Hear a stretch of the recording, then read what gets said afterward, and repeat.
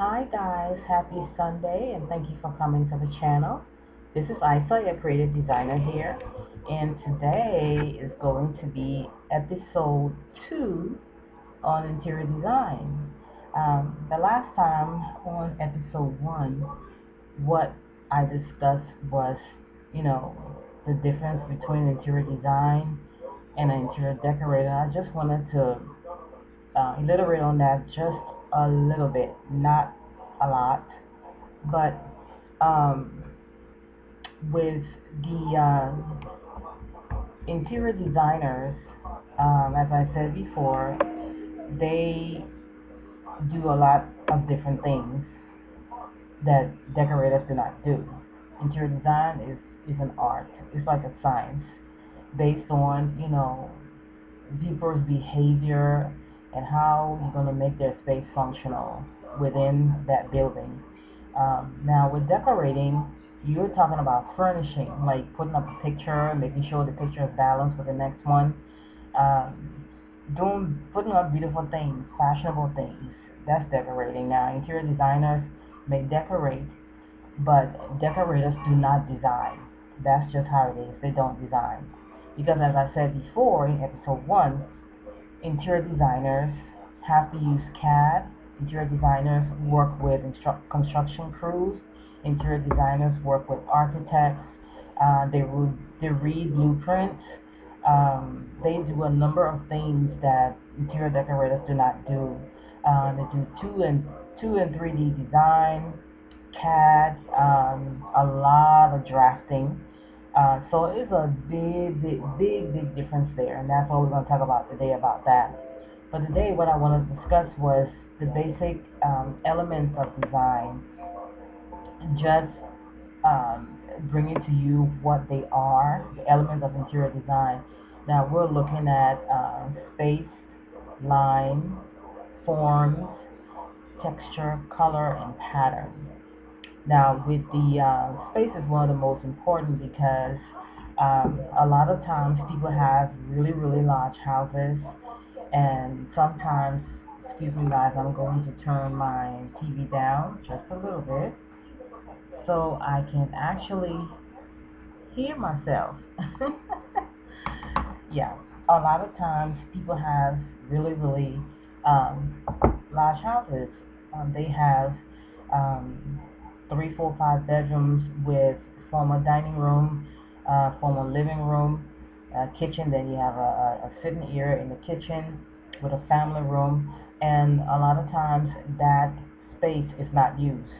The former dining room is not used only during the holidays like Thanksgiving, New Year's, Christmas, Easter, days like that. That's when it's actually used.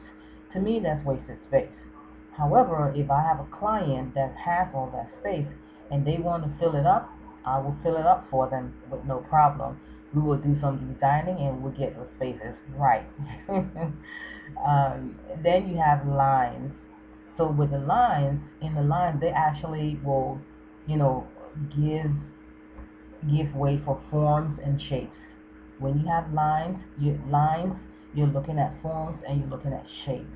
And then we're going to go to textures and things like that. And first we're going to go to colors. Now with colors, um, you have to make sure all the colors coordinate because with when you're doing somebody's home, if they want you to do purple and brown or purple and blue, that's their space. They have to live there. If that's what they want, that's what you give them.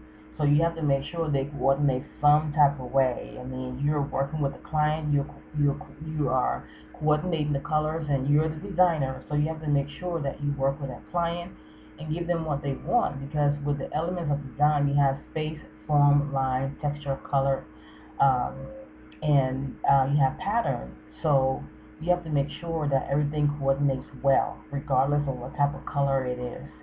So then after you do color, you have texture. Now you see this wall. If you can see, the wall is not plain. You have some texture on the wall. So when you feel it, you feel that texture on the wall. So that's texture.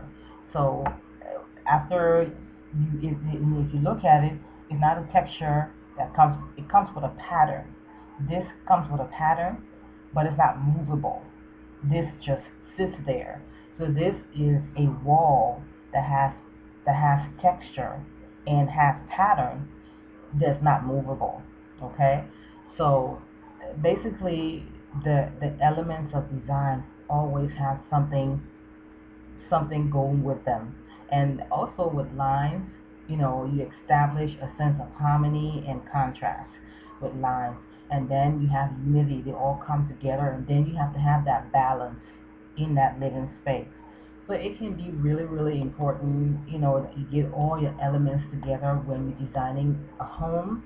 You have to make sure you keep all your ducks in a row. As I said before, with interior design, there's nothing's perfect anyway, so there's always going to be some type of issue coming up. But if you get all your ducks in a row first, communication is the key. Talk to your client, get everything right, get everything straight from the beginning, so that there will be no misunderstandings. Okay, and get everything down pat. You're going to have to go back to the drawing board more than one time, but that's common in interior design. That's common. That's something common that's going to happen regardless. Going back to the drawing board, there's going to be the first drafting, the second, and the third.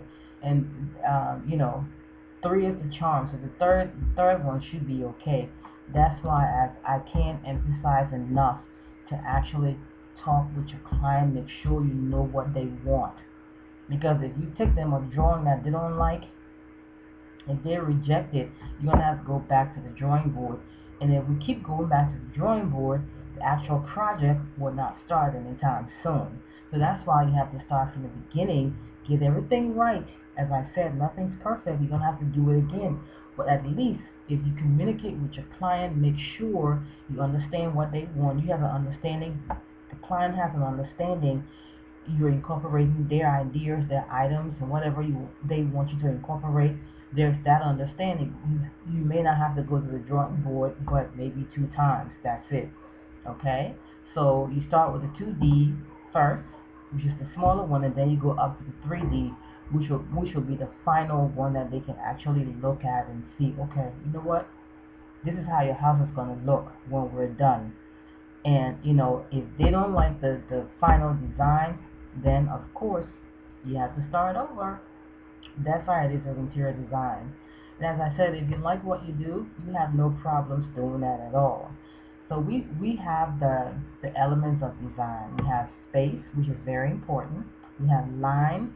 Line brings together harmony and contrast. And then we have, with that, it creates unity. Then we have forms. And then we have color, texture, and pattern. Okay? And basically, those are the elements of design. Those are the very important elements of design. Remember, your client always comes first. Always incorporate their ideas. Make sure you understand what they want and what they need, so there will be no problems whatsoever. Okay? And that's what I wanted to speak to you about today, was the elements of design. Now, we're going to be bringing episode 3. This is episode 2 now. With episode 3, I'm going to be actually showing you the different types of lines, patterns, and textures.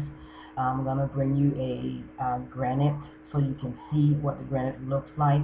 I know some of you have already seen it before, so it's not going to be nothing new, but I want you to see the movement that goes throughout the granite tiles. And the granite is expensive, so that's another thing that you have to make sure that your client actually like what you bring to the table as far as the granite. Oh, it is so important that you communicate with your clients. Communicate, so everybody can be on the same page. Those are the elements of design, and that is episode 2 for today on my series on interior design. Look for episode 3. Look for some patterns, different types of patterns and different things coming up. Look for a lot of other things from me, which I'll be bringing great news later on. I thank you for watching. Everyone have a wonderful Sunday. I'm about to prepare my dinner.